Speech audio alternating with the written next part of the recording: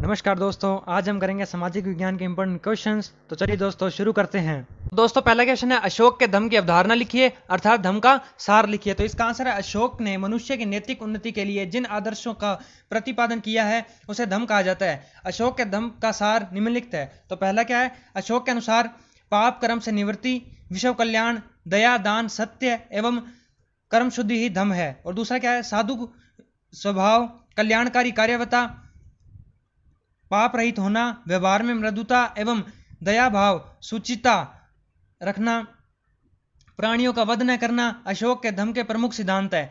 तीसरा, माता पिता व अन्य बड़ों की आज्ञा मानना, गुरुजनों के प्रति आदर, मित्रों, परिचितों, संबंधियों, ब्राह्मणों के प्रति दानशील होना व उचित व्यवहार करना धम्म की मुख्य शर्तें हैं। तो दोस्तों दूसरा क्वेश्चन है, मौर्यकालीन केंद्रीय प्रशासन का वर्णन कीजिए। तो इसका आंसर है, केंद्रीय प्रशासन में क्या राजा आएगा सबसे पहले। तो राजा अपने साम्राज्य का सर्वोच्च अधिकारी था। राज्य की समस्त शक्तियां उसके हाथों में केंद्रित थी, परंतु वह निरंकुश नहीं होता था।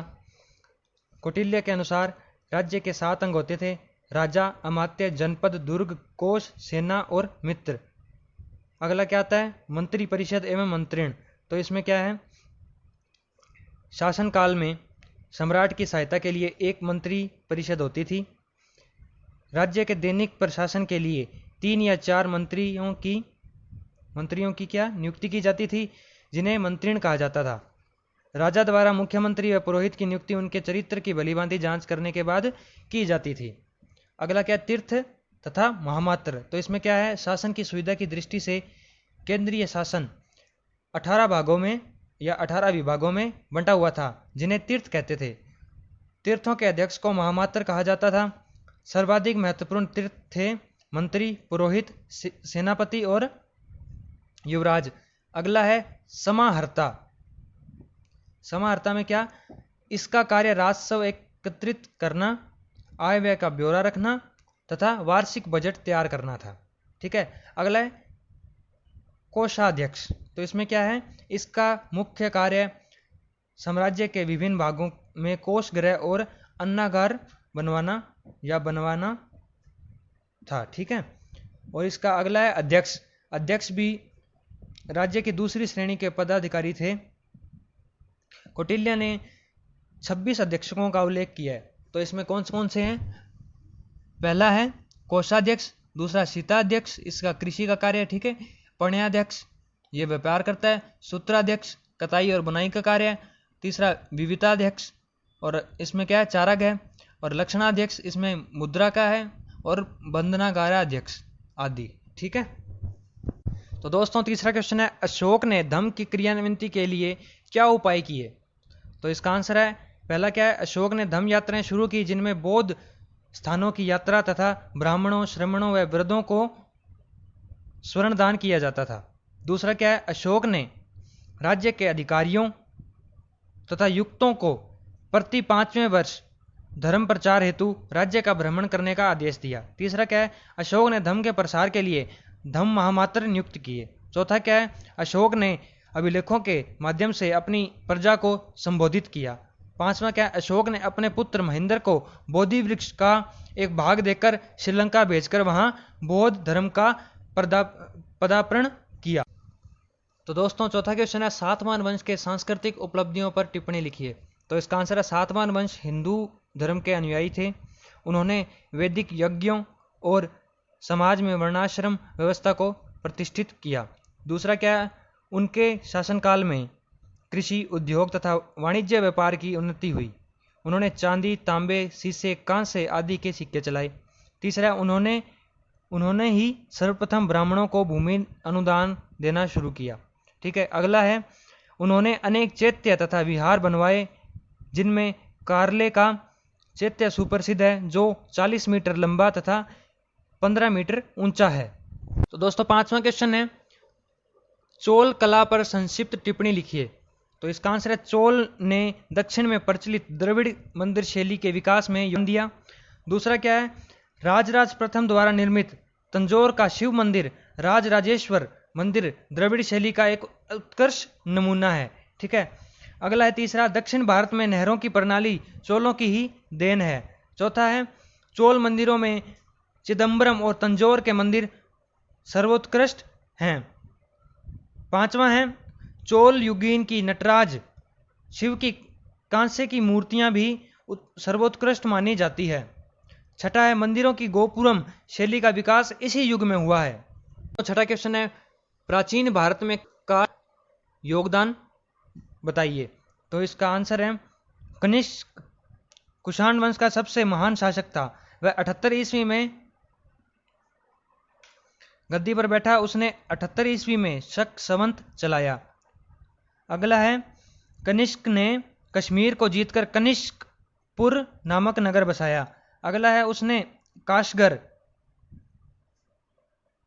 यारकंद तथा खोतान पर विजय प्राप्त की। चौथा है वह बौद्ध धर्म का संरक्षक था। उसने कश्मीर के कुंडलवन में चौथी बौद्ध संगीति आयोजित की। 5वां है उसके समय में गांधार शैली तथा मथुरा शैली का पर्याप्त विकास हुआ। 6ठा है कनिष्क साहित्य तथा कला का संरक्षक था। उसके दरबार में अश्वघोष, वसुमित्र, नागार्जुन, चरक, मातंग, दिवाकर, पार्श्व जैसे उच्च कोटि के विद्वान रहते थे। 7वां है उसके समय में बौद्ध धर्म की महायान शाखा का उदय हुआ। तो दोस्तों 7वां क्वेश्चन है राजस्थान के प्रमुख जनपद कौन से हैं, किन्हीं दो के बारे में बताइए। तो इसका आंसर है राजस्थान के प्रमुख जनपद जांगल, मत्स्य, शूरसेन और शिवी। ठीक है, तो अपने जांगल के बारे में पढ़ते हैं। वर्तमान बीकानेर और जोधपुर के जिले महाभारत काल में जांगल देश कहलाते थे। इन जनपद की राजधानी अछित्रपुर थी। ठीक है, जिसे इस समय नागौर कहते हैं। बीकानेर के शासक जांगल देश का स्वामी होने के कारण स्वयं को जांगलधर बादशाह कहते थे। दूसरा क्या मत्स्य के बारे में वर्तमान जयपुर के आसपास का क्षेत्र मत्स्य महाजनपद के नाम से पुकारा जाता है।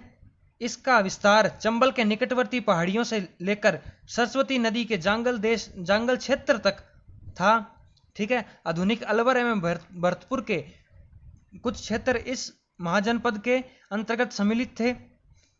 इसकी राजधानी विराटनगर थी, जिसे वर्तमान में बेरठ कहा जाता है। ठीक है, मत्स्य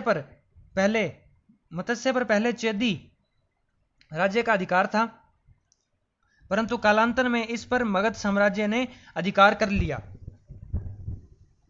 तो दोस्तों 8वां क्वेश्चन है सिकंदरी गज के बारे में बताइए।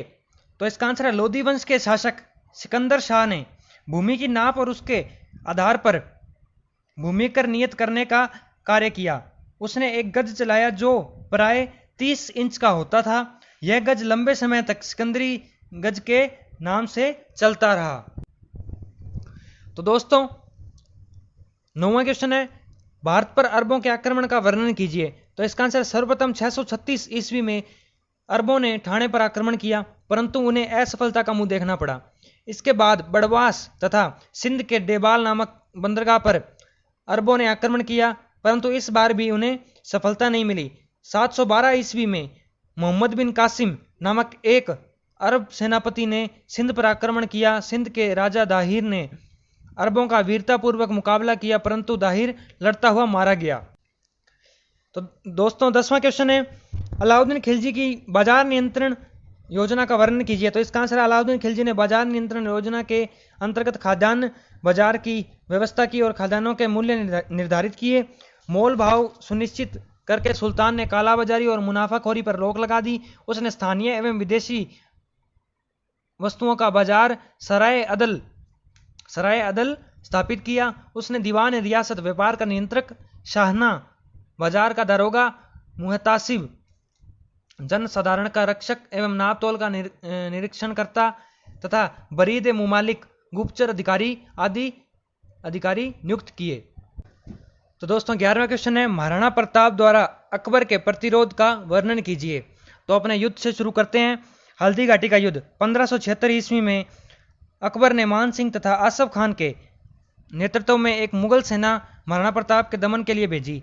18 जून 1576 को हल्दी घाटी के मैदान में महाराणा प्रताप तथा मुगल सेनाओं के बीच भीषण युद्ध हुआ। महाराणा प्रताप ने अपने भाले से मान सिंह पर प्रहार किया, परंतु मान सिंह होदे में छिप गया, जिससे उसके प्राण बच गए। महाराणा प्रताप युद्ध क्षेत्र से सुरक्षित निकल गए और उनकी अनुपस्थिति में झाला मन्ना लड़ता हुआ वीरगति को प्राप्त हुआ। ठीक है, हल्दी घाटी का युद्ध अनिर्णित रहा क्योंकि अकबर अपने उद्देश्य को पूरा करने में असफल रहा। उसने नाराज होकर मान सिंह तथा आसफ खान की ड्योढ़ी बंद कर दी। अगला अपना क्या है, हल्दी घाटी के युद्ध के बाद महाराणा प्रताप द्वारा संघर्ष जारी रखना। ठीक है, तो इसमें क्या है, अक्टूबर 1576 से लेकर नवंबर 1579 ईस्वी तक शाहबाज खान को 3 बार प्रताप के दमन के लिए भेजा गया परंतु उसे असफलता मिली। ठीक है, 1580 में अब्दुल रहीम खान खाना को राणा प्रताप के दमन के लिए भेजा गया परंतु उसे भी असफलता मिली। ठीक है, 1582 ईस्वी में महाराणा प्रताप ने दिवेर पर आक्रमण किया। यहाँ का मुगल अधिकारी सुल्तान खान अमर सिंह के आने के कारण युद्ध में मारा गया। और क्या है, 1884 में जगन्नाथ कछवाहा को प्रताप के दमन के लिए भेजा गया परंतु उसे भी असफलता का मुंह देखना पड़ा। 1585 में प्रताप ने चावंड को अपनी राजधानी बनाया और शीघ्र ही उदयपुर, गोगुंदा, मोही पर पुनः अधिकार कर लिया। 19 जनवरी 1597 ईस्वी को चावंड में प्रताप की मृत्यु हो गई। तो दोस्तों 12वां क्वेश्चन है, अकबर के द्वारा महाराणा प्रताप को अधीनता स्वीकार करवाने के लिए भेजे गए 4 दलों का उल्लेख कीजिए। तो इसका आंसर है पहली बार कब हुआ, नवंबर 1572 में अकबर ने जलाल खां को प्रताप के पास भेजा। दूसरा क्या, दूसरी बार जून 1573 में आमेर के शासक मान सिंह को प्रताप को समझाने के लिए भेजा गया परंतु महाराणा प्रताप ने मुगलों की अधीनता स्वीकार करने से इनकार कर दिया। तीसरा क्या है, तीसरी बार अक्टूबर 1573 में अकबर ने आमेर के शासक भगवान दास को भेजा तो भी नहीं माने अपने महाराणा प्रताप जी। चौथी बार क्या हुआ, चौथी बार दिसंबर 1573 में टोडरमल को प्रताप के पास भेजा गया परंतु महाराणा प्रताप ने मुगलों की अधीनता को स्वीकार करने से इनकार कर दिया। तो दोस्तों 13वां क्वेश्चन है, हल्दी घाटी के युद्ध में झाला मन्ना के बलिदान का वर्णन कीजिए। तो इसका आंसर है, जब हल्दी घाटी के युद्ध में मुगलों ने महाराणा प्रताप को चारों ओर से घेर लिया तो बड़ी सादड़ी के झाला मन्ना ने सेना को चीरते हुए महाराणा प्रताप के पास पहुंचे और उनसे निवेदन किया कि आप राज चिन्ह उतार कर मुझे दीजिए और आप इस समय युद्ध के मैदान से चले जाएं, इसी में मेवाड़ की भलाई है। अपने प्रिय घोड़े चेतक के घायल होने की स्थिति को देखकर राणा प्रताप ने वैसा ही किया। इस अवसर पर मुगलों की सैकड़ों तलवारें झाला मन्ना पर टूट पड़ी। झाला मन्ना मुगलों का मुकाबला करते हुए वीरगति को प्राप्त हुए। तो दोस्तों 14वां क्वेश्चन है, गुरु नानक देव जी की शिक्षाओं का वर्णन कीजिए। तो इसका आंसर है, पहला क्या है, गुरु नानक देव जी ने जाति प्रथा की कटु आलोचना की। ठीक है, दूसरा क्या, उन्होंने मानव को शुभ कर्म करने पर बल दिया तथा जाति पाति ऊंच नीच का विरोध कर समाज सुधार का कर्म किया। तीसरा क्या, उन्होंने एक ईश्वर की उपासना पर बल दिया। चौथा क्या, उन्होंने नाम की महानता तथा उपासना पर बल दिया। पांचवा क्या है, उन्होंने गुरु के महत्व पर बल दिया। तो दोस्तों 15वां क्वेश्चन है, मैं मुट्ठी भर बाजरे के लिए हिंदुस्तान की सल्तनत खो देता, शेरशाह ने यह कथन किस संदर्भ में कहा था। तो इसका आंसर है, 1544 ईस्वी में शेरशाह ने छल कपट से काम लेते हुए मालदेव की सेना को पराजित कर अजमेर तथा जोधपुर पर अधिकार कर लिया परंतु मालदेव के सेनापतियों जेता तथा कुंपा ने बड़ी वीरतापूर्वक शेरशाह की सेना का मुकाबला किया था। शेरशाह ने मालदेव से युद्ध बड़ी कठिनाई से जीता था। तभी शेरशाह ने कहा, मैं मुट्ठी भर बाजरे के लिए हिंदुस्तान की सल्तनत खो देता। तो दोस्तों 16वां क्वेश्चन है, हल्दी घाटी के युद्ध के परिणामों के लिए कौन से आधार विवेचनीय है। तो इसका आंसर है, अकबर के उद्देश्यों को पूरा न होना। तो क्या अकबर का उद्देश्य महाराणा प्रताप को जीवित पकड़कर मुगल दरबार में उपस्थित करना अथवा मार देना अथवा उसके संपूर्ण मेवाड़ राज्य को मुगल साम्राज्य में मिला देना था परंतु अकबर इन उद्देश्यों में विफल रहा। ठीक है, दूसरा क्या है, मुगल सेना की विजय प्रमाणित नहीं होती है। इसमें क्या है, अकबर मान सिंह तथा आसफ खान से नाराज हुआ और उन्हें कुछ समय के लिए दरबार में आने से रोक दिया।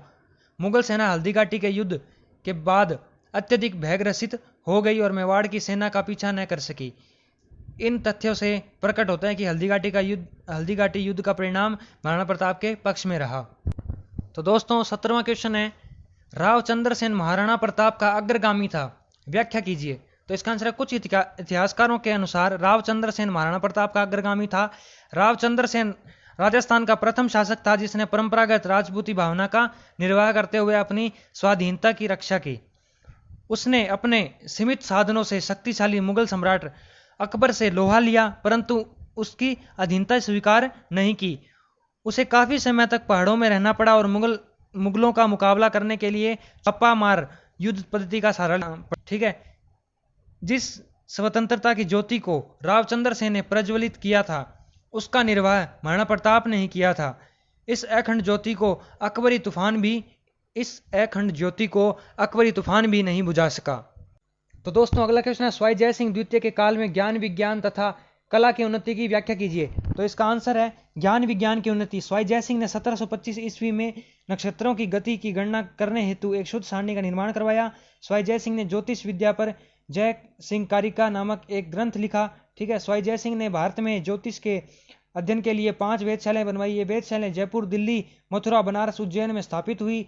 इनमें जयपुर का जंतर मंतर सबसे बड़ी वेधशाला है तथा जुलाई 2016 में इसे यूनेस्को की विश्व धरोहर सूची में शामिल किया गया। ठीक है, कला की उन्नति के अंदर है, स्वाई जय सिंह द्वितीय ने नवंबर 1727 में जयपुर नगर का निर्माण शुरू किया। ठीक है, शीघ्र ही स्वाई जय सिंह की नई राजधानी जयपुर भारत की सुंदर नगरी बन गई। तो दोस्तों 19वां क्वेश्चन है, शिवाजी को पुरंदर की संधि क्यों करनी पड़ी? इस संधि की प्रमुख शर्तों का उल्लेख कीजिए। तो इसका आंसर है, 1665 में जय सिंह तथा दिलेर खां ने पुरंदर का किला घेर लिया और पुरंदर के किले के निचले भाग वज्रगढ़ पर अधिकार कर लिया। मराठा सरदार मुरारबाजी प्रभु अपने 300 सैनिकों सहित मारा गया। इन विषम परिस्थितियों में शिवाजी ने मुगलों से 1665 में पुरंदर की संधि कर ली, जिसकी शर्तें निम्नलिखित हैं। तो इसमें क्या, पहला क्या है, शिवाजी ने अपने कुल 35 दुर्गों में से 23 दुर्गों को मुगलों को सौंप दिया। ठीक है, और केवल 12 दुर्ग अपने पास रखे। ठीक है, दूसरा क्या है, शिवाजी के पुत्र संभाजी को मुगल दरबार में 5000 मनसबदार बनाया गया। तो दोस्तों 20वां क्वेश्चन है, जर्मनी के एकीकरण में बिस्मार्क का योगदान लिखिए। तो इसका आंसर है, बिस्मार्क एक चतुर राजनीतिज्ञ, अंतर्राष्ट्रीय मामलों का जानकार तथा महान कूटनीतिज्ञ था। पर्शिया के सम्राट विलियम प्रथम ने 1862 में बिस्मार्क को पर्शिया का प्रधानमंत्री नियुक्त किया। बिस्मार्क ने लोहे और रक्त की नीति का अनुसरण करते हुए 3 युद्धों के द्वारा जर्मनी के एकीकरण के कार्य को पूरा किया। पहला कब हुआ? 1864 ईस्वी में पर्शिया तथा ऑस्ट्रिया ने डेनमार्क को पराजित किया। 1865 की गेस्टाइन संधि के द्वारा स्लेस्विग पर पर्शिया का अधिकार मान लिया गया। और दूसरा क्या है, 1866 में पर्शिया ने ऑस्ट्रिया को पराजित किया और पराग की संधि के द्वारा पर्शिया को इटली में वेनेशिया का प्रदेश दे दिया। और तीसरा क्या है, 1870 ईस्वी में पर्शिया ने फ्रांस को पराजित किया और दक्षिणी जर्मनी के राज्यों ने जर्मन संघ में मिलना स्वीकार कर लिया। अगला क्वेश्चन है, राष्ट्रवाद का अर्थ समझाइए। तो इसका आंसर है, राष्ट्रवाद एक ऐसी भावना है जिसमें व्यक्ति की उच्चतम निष्ठा राष्ट्र के प्रति समर्पित होती है। यदि संतुलित राष्ट्रवाद है तो राष्ट्र की उन्नति होती है, परंतु राष्ट्रवाद की अति विषम परिस्थितियां युद्ध को जन्म दे सकती है। 22वां क्वेश्चन है, औद्योगिक क्रांति का प्रारंभ सर्वप्रथम इंग्लैंड में क्यों हुआ? कोई 4 कारण लिखिए। तो इसका आंसर है, इंग्लैंड का विस्तृत औपनिवेशिक साम्राज्य। ठीक है, इंग्लैंड के पास एक विस्तृत औपनिवेशिक साम्राज्य था। इंग्लैंड में 18वीं सदी के इस औपनिवेशिक साम्राज्य से कच्चा माल व नवीन बाजार उपलब्ध हुए। ठीक है, और परंतु यूरोप के अन्य देशों के पास उपनिवेश नहीं थे। ठीक है, दूसरा क्या, लोहे और कोयले की खानें पास होना। इंग्लैंड में लोहे और कोयले की खानें पास होने के कारण पक्का लोहा निर्माण में अधिक सुविधा हुई। ठीक है, मशीनों के निर्माण के लिए पक्का लोहा आवश्यक है। ठीक है, अगला है फ्रांसीसी क्रांति एवं युद्ध के दिनों में इंग्लैंड को अपने सैनिकों और अपने साथी देशों के सैनिकों की आवश्यकताओं की पूर्ति के लिए उत्पादन के तरीकों में सुधार करना आवश्यक हो गया। ठीक है, अगला है कृषि क्रांति। इंग्लैंड में हुई कृषि क्रांति ने भी औद्योगिक विकास को प्रोत्साहित किया। तो दोस्तों 23वां क्वेश्चन है औद्योगिक क्रांति के परिणामों की विवेचना कीजिए। तो ए इसमें क्या है, आर्थिक परिणाम। आर्थिक परिणाम में अपने चलते हैं पहले पे, उत्पादन एवं वाणिज्य में असंतुलित वृद्धि हुई तथा आर्थिक संतुलन बिगड़ गया। ठीक है। दूसरा क्या, ग्रामीण क्षेत्रों की अपेक्षा नगरों का विकास अधिक हुआ। ठीक है। तीसरा क्या, बैंक एवं मुद्रा का विकास हुआ। चौथा क्या, कुटीर उद्योगों का विनाश हुआ। पांचवा क्या, राष्ट्रीय बाजारों को राज्यों द्वारा संरक्षण प्राप्त हुआ। छठा क्या है, औद्योगिक पूंजीवाद का विकास हुआ। ठीक है। बी में क्या है, राजनीतिक परिणाम। राजनीतिक परिणाम क्या हुए, तो पहला है राजनीति में लोकतंत्र की मांग बढ़ गई और मध्यम वर्ग में राजनीतिक महत्वाकांक्षाओं का उदय हुआ।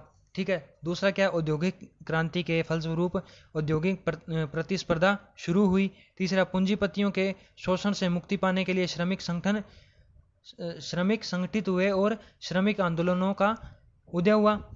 और सी है इसमें वैचारिक परिणाम क्या हुए इसके, आर्थिक उदारवाद का स्वागत किया गया तथा समाजवाद का उदय हुआ। तो दोस्तों 24वां क्वेश्चन करते हैं, जर्मनी के एकीकरण में कौन सी बाधाएं, प्रमुख बाधाएं कौन सी थी। तो इसका आंसर है कौन सी, जर्मनी की समस्याओं में ऑस्ट्रिया का हस्तक्षेप। तो इसमें क्या, जर्मनी के एकीकरण में ऑस्ट्रिया प्रमुख बाधक था। ऑस्ट्रिया के प्रधानमंत्री मेटरनिख ने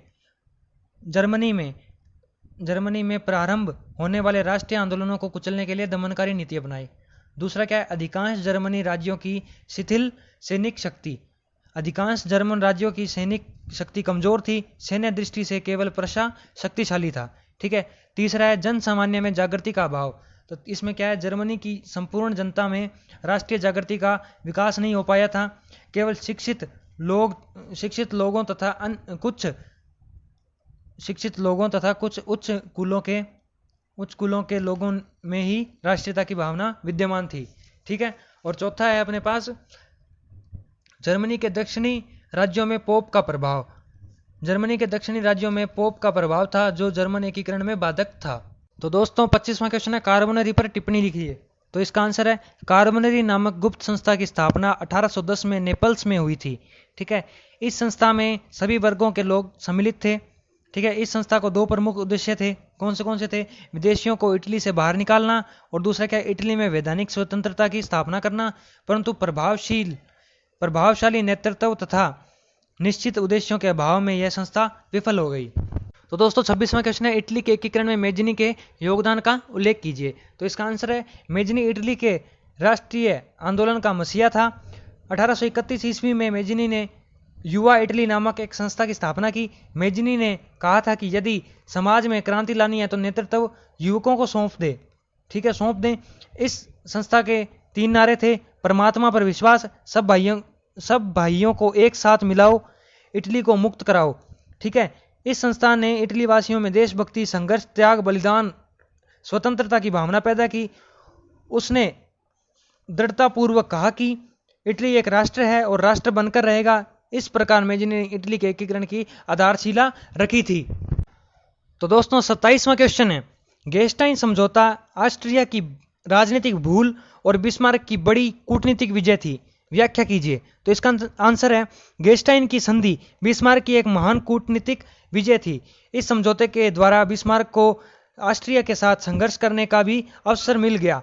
यद्यपि ऑस्ट्रिया को हॉलस्टाइन की डच्ची मिली, परंतु हॉलस्टाइन की जनता जर्मन जनता थी तथा वह पर्शिया की सीमा से सटी हुई थी। वह ऑस्ट्रिया के दक्षिण में दूरस्थ स्थित थी। इस प्रकार वहां ऑस्ट्रिया के विरुद्ध असंतोष फैलाने तथा उपद्रव करवाने का अच्छा अवसर था। ठीक है। वास्तव में बिस्मार्क ने इस समझौते के द्वारा ऑस्ट्रिया के साथ युद्ध करने का अवसर प्राप्त कर लिया। तो दोस्तों 28वां क्वेश्चन है, नेपोलियन को इटली में राष्ट्रवाद का जन्मदाता क्यों कहा जाता है। तो इसका आंसर है, नेपोलियन ने इटली की विजय के बाद इटली में गणतंत्र की स्थापना की थी और सम्राट बनने के पश्चात उसने अनेक छोटे बड़े राज्यों को समाप्त कर उन्हें केवल 3 भागों में समूहित कर दिया। ठीक है। उसने सामंतवादी व्यवस्था समाप्त कर दी तथा आंतरिक व्यापार पर प्रतिबंध का अंत कर दिया। उसने संपूर्ण इटली में एक समान कानून लागू किए। जब नेपोलियन ने इटली का उपनिवेश के रूप में उपयोग किया तो इटली वासियों की राष्ट्रीय भावनाएं भड़क उठी। इन्हीं कारणों से नेपोलियन को इटली में राष्ट्रवाद का जन्मदाता कहा जाता है। तो दोस्तों 29वां क्वेश्चन है, कृषि क्रांति के कारण कृषि के क्षेत्र में हुए 4 परिवर्तनों का वर्णन कीजिए। तो इसका आंसर है ड्रिल का आविष्कार। योर्कशायर के जमींदार ने बीज बोने की मशीन ड्रिल का आविष्कार किया, जिससे बीज बोने का कार्य अधिक व्यवस्थित तथा सुचारू रूप से होने लगा। ठीक है, अगला है नई खेती का प्रचार। इंग्लैंड के एक धनी किसान ने नई खेती का प्रचार किया। इसके अंतर्गत उसने छोटे छोटे खुले खेतों को मिलाकर बड़े बड़े कृषि फार्म बनाने तथा बड़े फार्मों से मिलने वाले लाभों का उल्लेख किया। ठीक है, अगला है अनाज को भूसे से अलग करने वाली मशीन का आविष्कार। 1793 में अमेरिका के किसान ने अनाज को भूसे से अलग करने वाली मशीन का आविष्कार किया। ठीक है, चौथा है फसल काटने वाली मशीन का आविष्कार। 1834 में साइरस के एक किसान ने फसल काटने वाली मशीन का आविष्कार किया। कालांतर में कृषि में यांत्रिकरण बढ़ता चला गया। शक्ति से चलने वाली मशीनों के आविष्कारों ने कृषि में क्रांति ला दी। दोस्तों 30वां क्वेश्चन है, लोकतांत्रिक शासन के किन्हीं 3 अवगुण लिखिए। ठीक है, तो इसका आंसर है, पहला क्या है, अयोग्यता का शासन। इसमें क्या होता है, लोकतंत्र में बहुसंख्यक मूर्खों द्वारा एक मूर्ख सरकार का निर्वाचन होता है। ठीक है, दूसरा क्या है, राजनीतिक दलों का दुष्प्रभाव। तो इसमें क्या है, लोकतंत्र के व्यवहार एवं राजनीतिक दल राष्ट्रभक्ति के स्थान पर दल भक्ति को महत्व देकर राजनीतिक प्रदूषण फैलाते हैं। तीसरा क्या है, बहुमत की तानाशाही। इसमें क्या होता है, लोकतंत्र में बहुमत की तानाशाही होती है जो अल्पसंख्यक वर्ग की उपेक्षा करती है। तो दोस्तों आज के क्वेश्चंस पूरे हुए। आपको पेपर के लिए ऑल द बेस्ट। कमेंट करके जरूर बताना वीडियो कैसी लगी। मिलते हैं अगली वीडियो में। जय हिंद।